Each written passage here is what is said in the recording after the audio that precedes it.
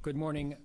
Thank you, Ranking Member Jayapal and other distinguished members, for inviting me to this important hearing. For the past 15 years, I've been studying the effects of both immigration and deportation on the U.S. economy.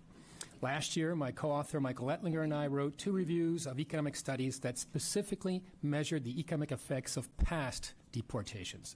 This year, as a follow-up to those 2 papers, we wrote another paper with Emma Cifre that reports some of the early signs of the economic consequences of the deportations that are occurring right now. Let me briefly summarize our findings, turning first to the economic effects of past deportations. 4 of these deportation episodes have been carefully studied by economists. In each of these episodes, the proponents of the deportations asserted that the policy would raise wages for American workers, grow the economy, and create jobs for American workers. Almost every time you heard the same phrase, because immigrants, quote unquote, are stealing our jobs.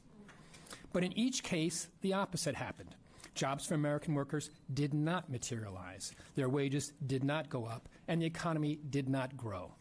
Take the most recent example in the Secure Communities program that ran nationwide from 2008 to 2014 and led to the deportation of 454,000 undocumented immigrants. Studies found that the deportations slowed economic growth, reduced hourly wages, and led to the loss of almost 520,000 American jobs, American workers. The bottom line is that research has shown that past deportations have been bad not only for unauthorized immigrants, but for authorized immigrants and U.S.-born workers and the economy as a whole. And these findings caution us that the current deportation program may very well do the same. The third study we released last month in August looked at whether we are starting to see signs in the hard data of the harmful economic effects from deportations. As all of you know, the news is full of stories of shortages of workers, causing crops to go unharvested, restaurants to close, nursing homes to raise their price, child care centers shutting down, construction projects stalling, manufacturing employment shrinking. And all this is happening even though the deportations are still far short of the president's ambitions. So the question we asked ourselves is, are the data starting to reflect what businesses and consumers are experiencing? And here are a few highlights of what we found. In the construction industry, during the first half of 2025, the 10 states with the highest concentrations of unauthorized immigrants in their construction workforce saw construction employment actually decline.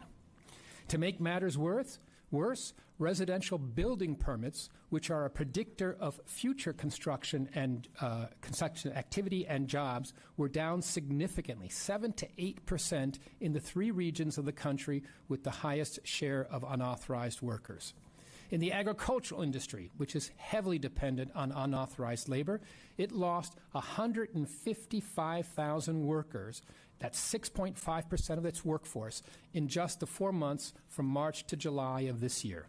Production shortages from this loss of workers may already be showing up in prices at stores. For example, from April to July, the price of fresh vegetables went up at an annual rate of 8.2%. And the latest August numbers in the CPI suggest it's going up even faster. Employment growth, likewise, in leisure and hospitality is down, particularly in the restaurant industry. And restaurant prices are starting to rise. And finally, the U.S. labor force lost 1.2 million foreign-born workers from January to July of this year.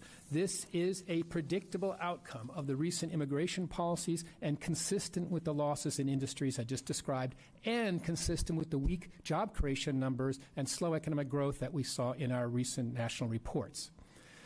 The bottom line is that we are starting to see in the data the harmful economic effects of deportations. If they continue apace or further accelerate, we can expect that the data will increasingly reflect injury. And none of this is a surprise to anyone who has looked at the data, who has studied past deportations.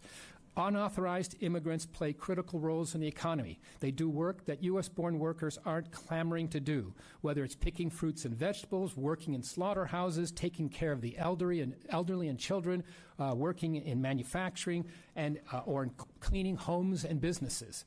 They fill in many industries, they provide they have skill niches that are very important to those industries, such as roofers and framers in construction. And these are some of the reasons why businesses hire unauthorized immigrants. And when they can't do so, many businesses struggle, cut back on production, and lay off U.S.-born workers. So it is essential that we address immigration sensibly. And if we do not want to damage not just unauthorized immigrants, but all residents of the United States, citizens or non-citizens alike. Thank you very much.